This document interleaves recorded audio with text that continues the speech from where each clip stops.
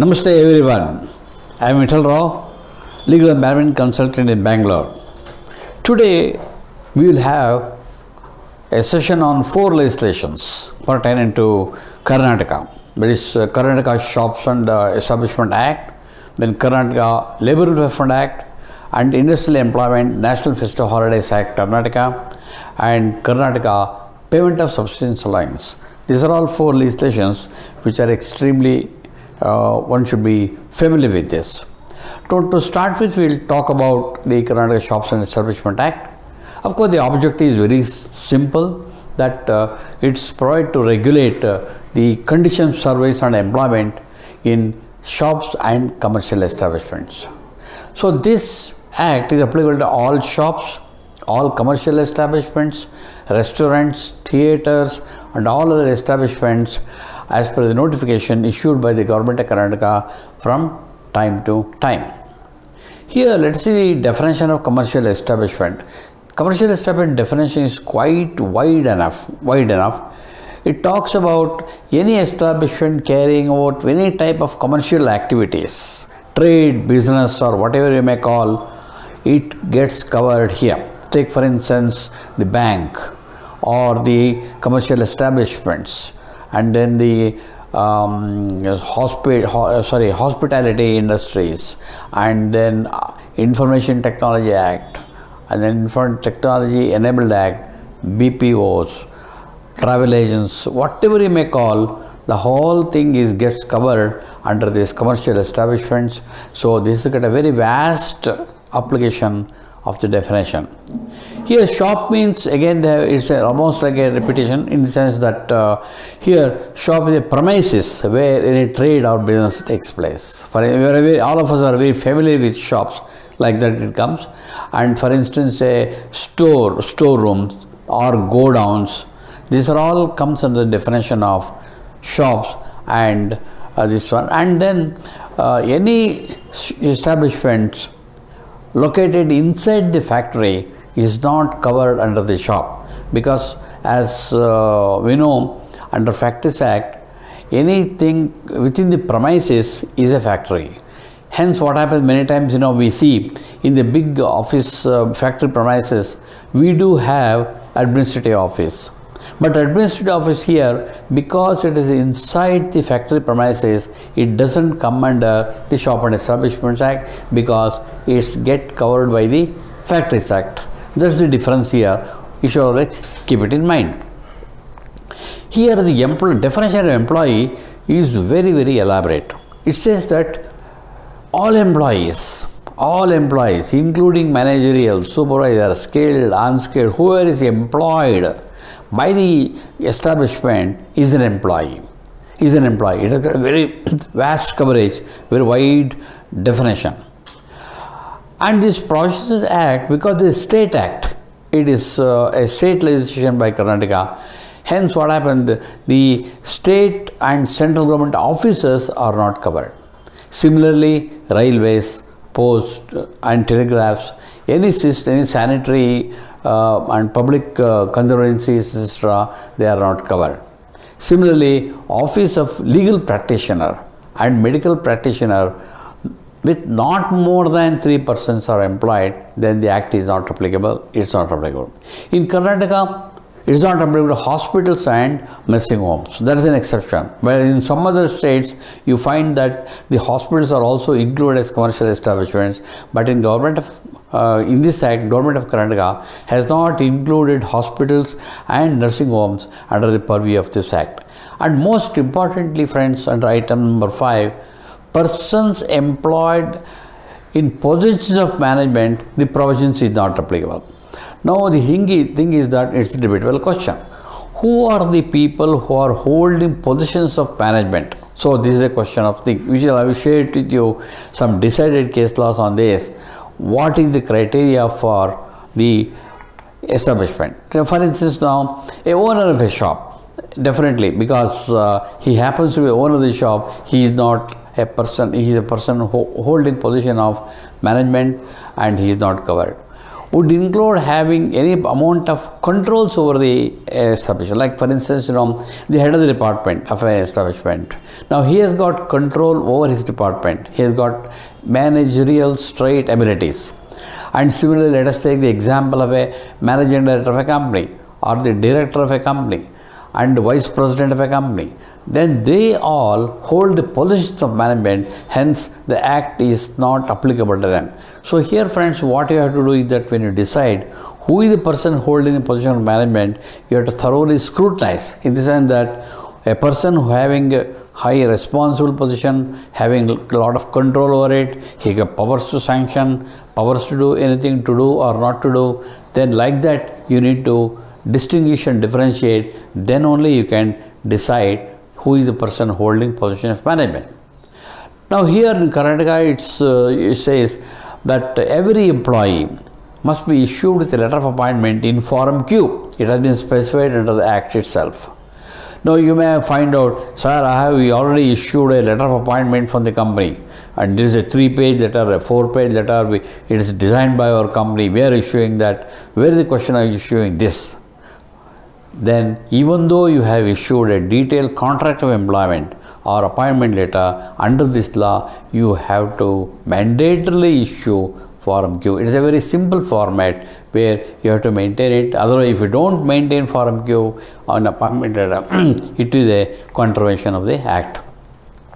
Of course, here what happens, as I said already, it controls the working hours. It means that what time your shop or company should open, what time you should close, and all that restrictions are there. But here in Government of Karnataka, under Section 11, they have exempted the IT and ITES companies and biotech companies and general research centers and establishments of epidemic and other diseases from the applicability of this particular section. It means that they can fix their own timings. Of course, the duration not being 48 hours in a week, subject to that, then they cannot decide, because you know that ITES works at different schedules depending on the clients placed abroad. So to suit that time, the Government of Karnataka has exempted these 3 type of industries from the application of Section 11(2). Now, commercial establishment. Of course, there are certain decisions on the matter. Let us go through this. In the case of Ruth Sorain as the managing committee, Supreme Court has held education institutions are not establishments under the Act. Supreme Court has held that since there is an organized activity between employers and employees, an education unity is not an establishment under the Act. Hence, what happens? The education institutions are not covered under the Shops and Establishments Act. They need not go for all the formalities, just like fact said, nothing doing, so it's not applicable. A college hostel of an education institutions only for the students are not commercial in nature, because the hostels are meant for only students of the particular college. Hence, that is not a commercial establishment. Similarly, a chartered accountant office is not covered in the Shop and Establishment Act. Why? Because the office is run by a professional. It is the main activity. Hence, it doesn't fall under the definition of commercial establishment. They excluded even this also. In 1984, Supreme Court itself has ruled this. In case of Shashiran versus Peter and Karnakar, they have held this. A charitable orphanage is not, here the criteria I gave, charitable orphanage is there, but they make some items and they sell it. That selling activity is there. Though it is orphanage, selling activity to generate their own funds. Hence, what happens? This becomes a covered establishment under the Shop and Establishment Act. In such cases where the charitable and religious missions, like for instance Ramakrishna Mission or any other, take for instance a temple or a mosque or a church, are not commercial establishment. These are some exceptions. Similarly, a cooperative society held to be a commercial establishment under state cooperative in Karnataka High Court held in 2004 itself. A cooperative society is a commercial establishment. The premises for arranging musical orchestra for marriages is held to be a commercial establishment because they engage in the business activities. This is the example. Now, a consultancy firm engaging professionals is a commercial establishment. Here what happens in a consulting company, you engage professionals to deal with the particular topics. So, it is not managed by one person, it is a set of people. Hence, it is a commercial establishment as per the Supreme Court held in this case. A club meant strictly for services of members. Let us be very clear. A club meant for strictly for members is not a commercial establishment. Suppose the club extend the facilities to anybody other than the members, then it is a different issue. But if it is meant for only for members, it is not a commercial establishment. Of course, this is a formality of registration establishment. Immediately within 30 days of the starting of the establishment, one has to go for registration under the Act, and name of the employer, number of persons to be employed, all these things has to be furnished within 30 days. And here, the working hours. Working hours shall not exceed 8 hours, excluding interest interval. So, it means that it shall not exceed 8 hours, excluding rest intervals. And here, the rest intervals should be 1 hour. And the spread hours shall not extend 12 hours, including a rest interval. Supposing you go for, let us say, 4-day working, or you go for 5-day working, but you have to adjust in such a way, you should not exceed 48 hours, but the working hours can be extended, that is called spread over, to a limit of 12 hours maximum, including rest intervals. Of course, weekly hours shall not exceed 48 hours, and weekly holiday has to be given. Overtime hours shall not exceed 50 in 3 months. There is small restrictions put on the number of OT hours, shall not exceed, and overtime of course shall be calculated at the double the rate of the normal wages. In the case of leave with wages, it says that the annual leave shall be given 1 day for every 20 days work.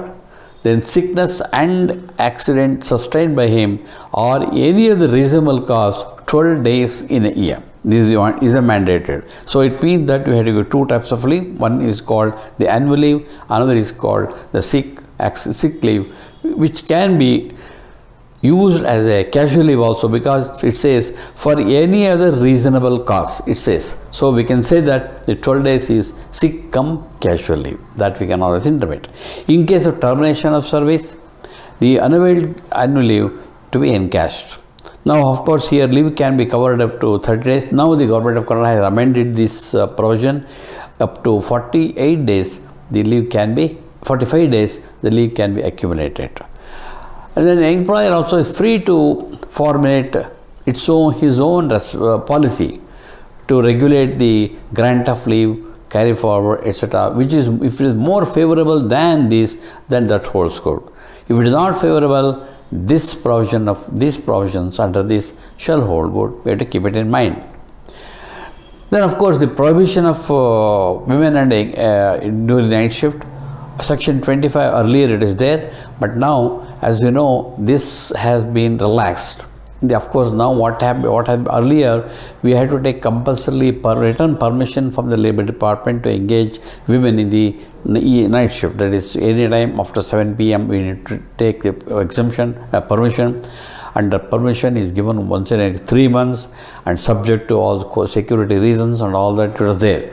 But now, on account of so many developments, now the Government of Karnataka has relaxed this. It means that you need not take a permission, you need not go for permission, but you can do work, engage women in the night shift, but provided it is all subject to safety measures as prescribed. Here these are the conditions prescribed under this particular act of the engagement. At least there is 5 women employees in the shift. Then 4 or more should be maintained with copies letters of undertaking to be submitted to the Reputed Commission of the region. Rest interval to be provided in night shift.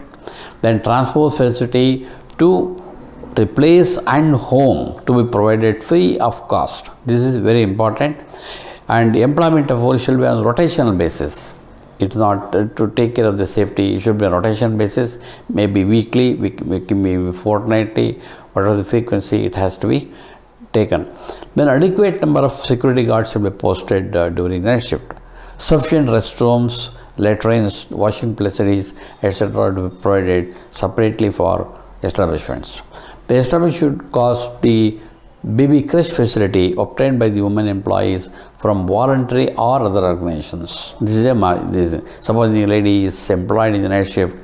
If her baby is to be taken, or if she utilizes the creche facility outside, then the cost of the charges has to be borne by the employer. This is an important thing. Employer has to notify any change in respect to information furnished so and so. The company shall also obtain biodata from each driver, conduct pre-employment checkups, do it, and always it's better to go for police inquiry also. Make a police station as to know the background of the driver before we actually engage him. And the important thing is the schedule of the route, pickup and drop shall be decided by the supervisory office of the company. Only in case of exigencies, the change of drivers, routes, shifted by road, only with prior knowledge of the supervisory officer and employees.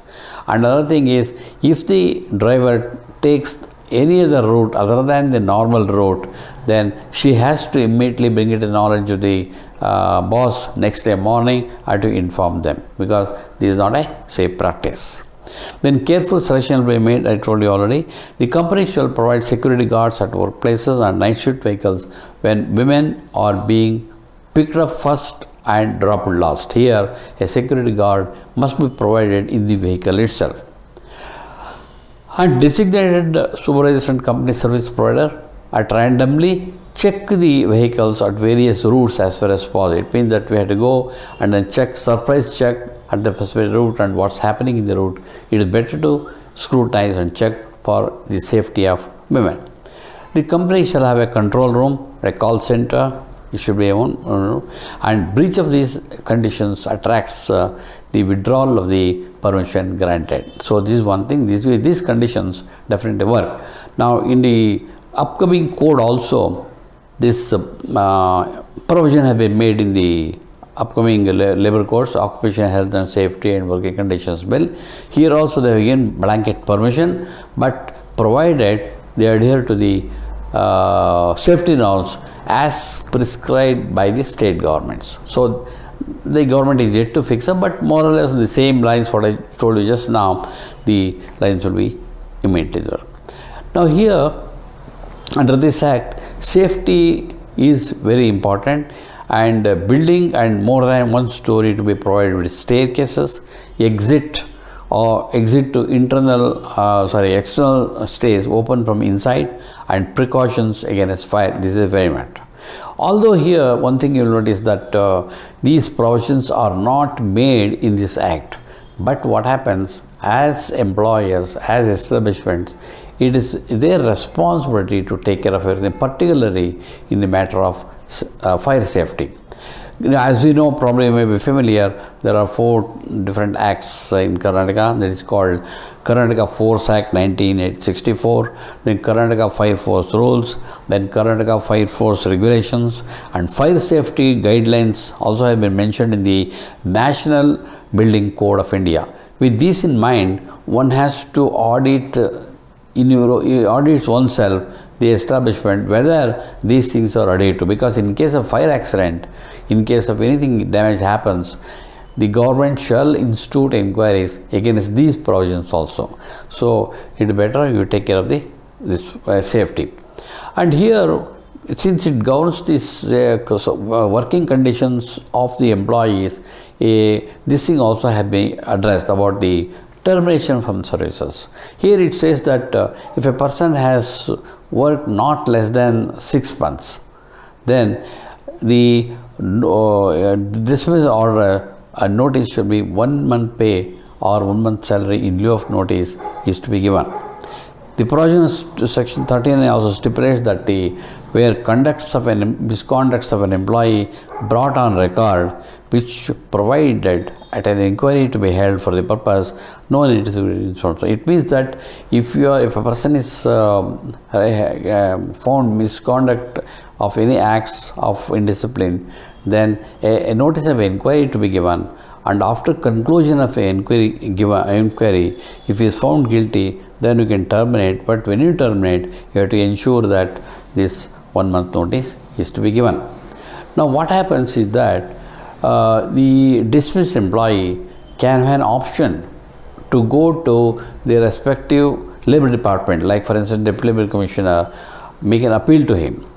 Then the Deputy Labor Commissioner he will hear the parties, but he has no powers or authority to reinstate.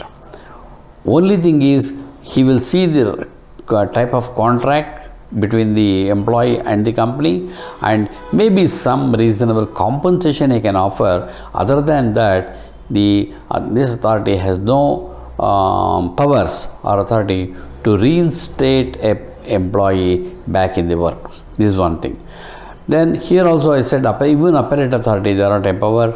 So the aggrieved person, the employee, he can go to district judge if he wants to for revision of the order. And here also the civil court has no authority to interpret the acts of misconduct in terms of contracts of private establishment. They cannot interfere. It is a very settled law.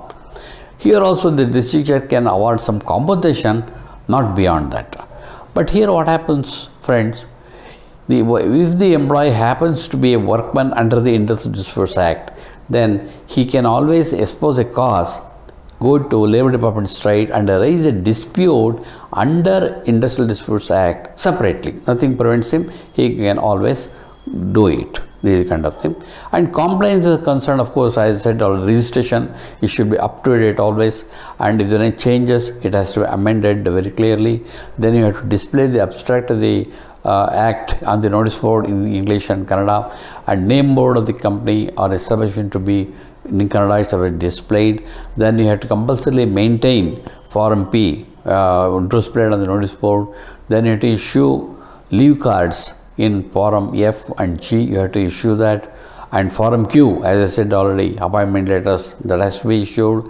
And salary register should be in Form T, it has to be maintained. And the annual returns to be submitted in Form Q. These are the main compliances under this act, which we have to take care of this. So with this, the Shop and Establishment Act is a small act. So I have completed this. Next we will go to Karnataka Labour Welfare Act. Here the intention of the act is to provide for financial and conducting other services to promote the welfare of labor in the state. That is the objective. In this direction, this act has been promulgated. So this is applicable to all establishments, and any establishment employ more than 50 employees. Here, all the commercial establishments and factories, not more than 50. So if you are employing less than 50, then this act is not applicable. If it is more than this, then it has to be applicable. And similarly, it is not applicable for state government and central government establishments, not being a factory. Then here also, who is an employee? Now here there is a distinction.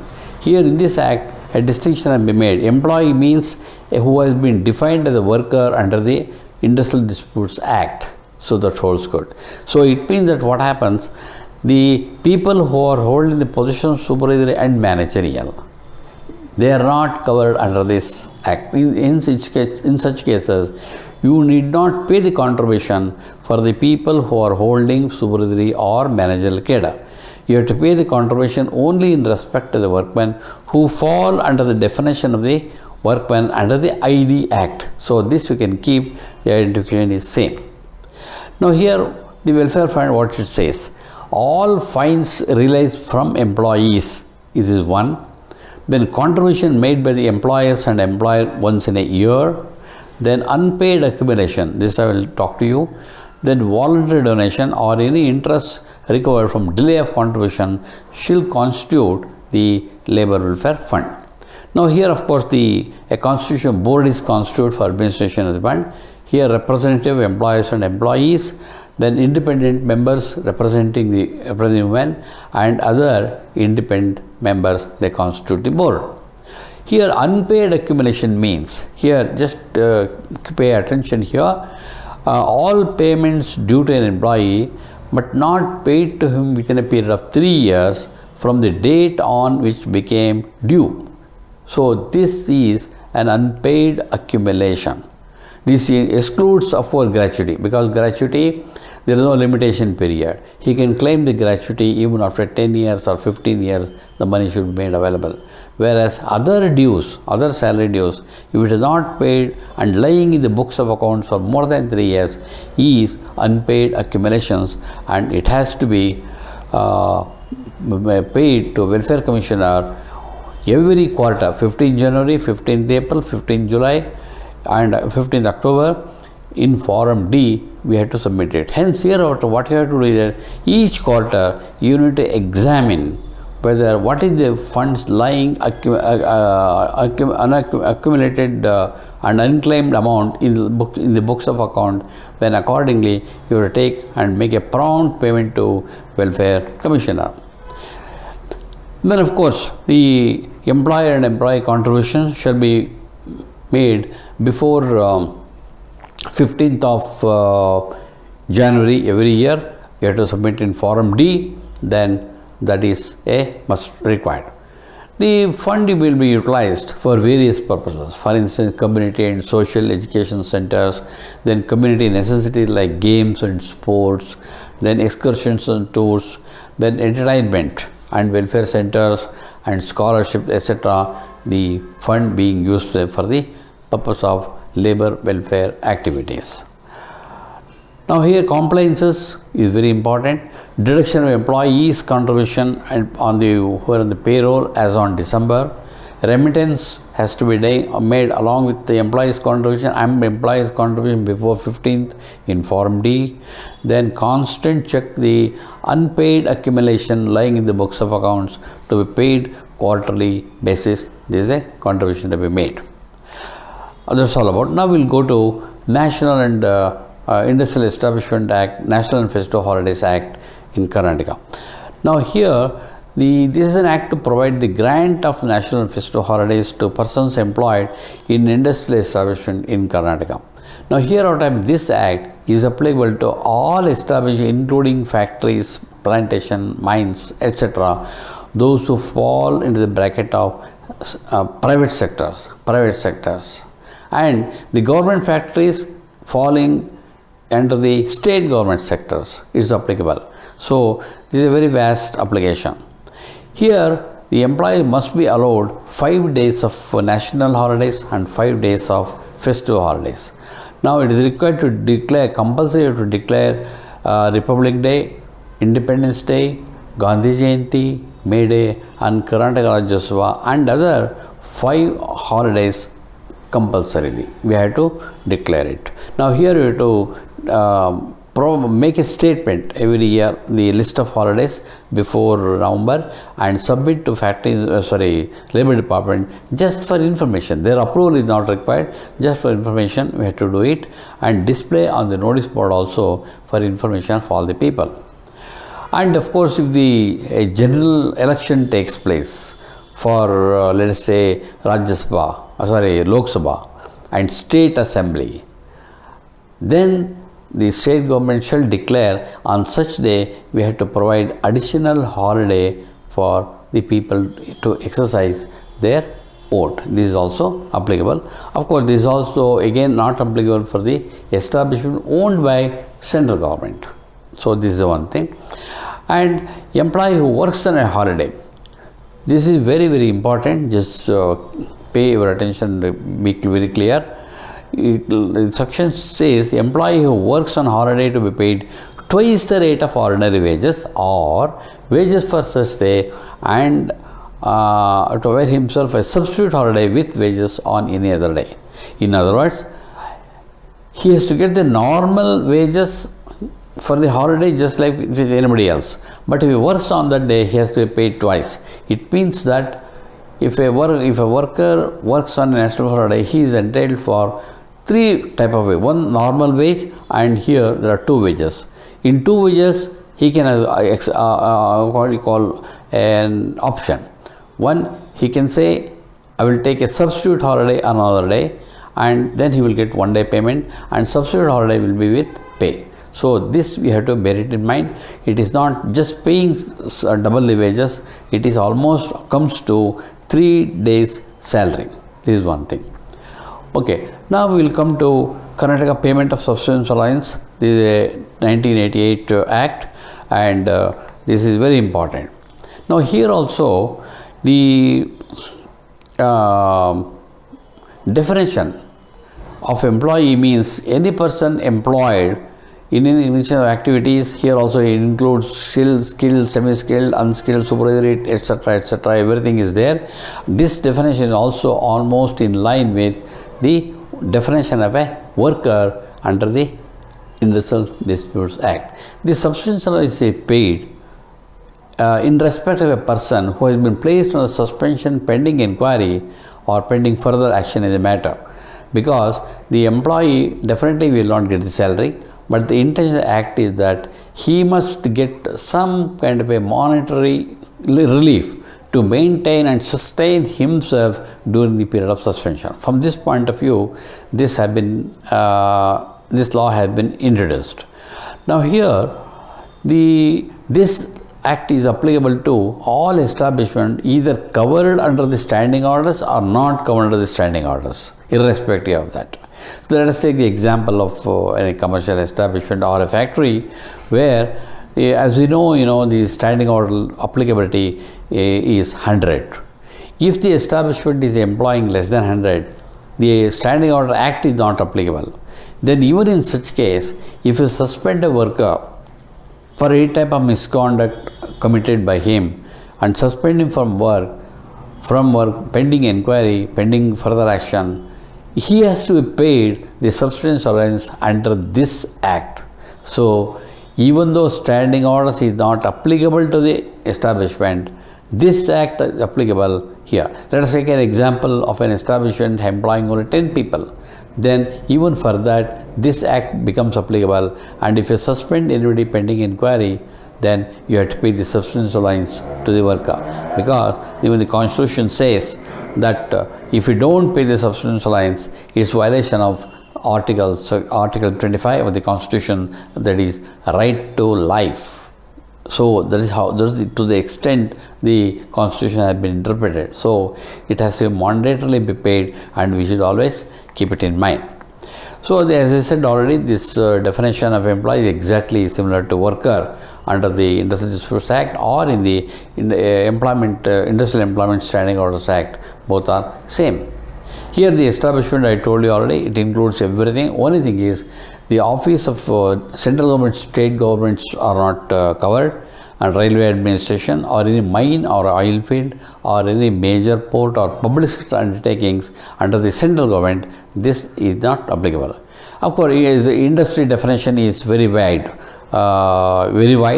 and any organized activity carried on is an industry. It can be irrespective of the number, even 5 people, 10 people, 20 people, it is an industry under the definition of the Industrial Disputes Act. Hence, as I said already, this act is a very, very comprehensive, and applicability is very, very wide.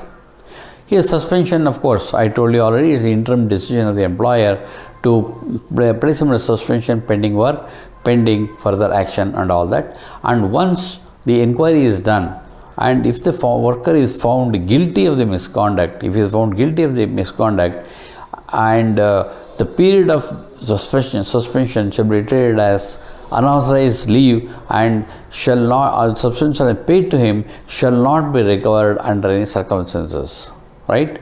And similarly, if a person is exonerated after the exon, then you should not recover the suspension and paid to him already. It's out of question. It means that you cannot recover the suspension already you have paid. You cannot commit.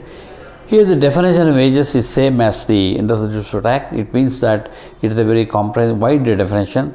It's nothing but a gross salary. Why wages means, in short words, if I say, it's the gross salary of an employee is wages. Now here what is the rate of subsistence allowance? 50% of wages drawn by him immediately before date of suspension. This is one thing. This quantum shall be paid to him first 90 days, and 75% for the next 90 to 180 days, and 90% beyond 180 days. This is very important. And in case the inquiry or criminal proceedings is prolonged beyond 90 days attributed to the employee, then the allowance shall be reduced to 50%. If the prolong of inquiry is not on account of the suspended employee, then you cannot do anything, you have to pay as per this. But if the employee drags on the inquiry on his own, delay is caused by on his own beyond this limit, then he will get only 50% of the salary. That's all what he can do, nothing beyond that. And employee shall not be liable for refund or forfeit of subsidy. It is a protected amount. Protected amount, you cannot do anything on that. Once you have paid, it's full forever. Then you are also prohibited from recovery of any money paid to him as advance during his service. You cannot recover anything from the subsistence allowance, because allowance is paid for sustenance of his life. Then you cannot recover any dues payable to an employer under any circumstances. So we should be very, very cautious and careful. And if the violation is going to be serious, then imprisonment which may exceed to 3 months, or fine which is not less than 1,000 rupees. So this is the kind of thing. And here the exemption of occupier and manager from liability in certain cases. Here what happens, just like under Factories Act, if the occupier or the manager delegates the authority to carry out this thing to a particular officer, then they can escape from the prosecutions. For example, documentation and authorization are required. And let us say, for instance, the occupier or the manager authorizes so and so manager to execute the provisions of the standing order, or he is decided as the disciplinary authority and he has to take care of all the authority is delegated to a particular manager in the factory, in the establishment, then he will be prosecuted, not the occupier or the manager of the factory. This is one thing. And of course, this will be paid in person or by money order, so and so. Shall be paid in full and shall not be liable to deduction. I told you already. We have to maintain register in form number 1. It's not required, of course, if you maintain form 22 under Karnataka Factories Rules, and if form T maintained, then Karnataka Shops and Establishment Act, this is not required.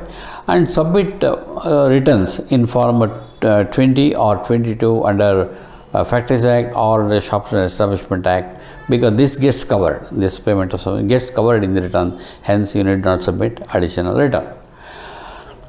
Then I told you already, this is not a salary, this is not a earned salary. This difference is this is not an earned salary, and worker has not worked to earn this allowance. It is a payment, a substance paid to an employee to take care of. Hence one cannot claim bonus on this. Bonus is payable on the earned basic or earned DA. That's kind of thing. But here, since the allowance is not earned one, then he is not eligible for payment of bonus on this amount. Let me be very clear. This is held by Bombay High Court, and even Bombay High Court, there are 2 judges, 2 different high courts had the same thing with being followed. Now here also, since the contribution, subsistence allowance is not earned wages, Provident Fund need not be deducted. PF need not be deducted. This also when upheld by various courts, including the Supreme Court of India and even Bombay High Court. But as far as ESI is concerned, we have to continue to cover him ESI, because what happens? His family to be taken care of in case of illness during the period of his suspension.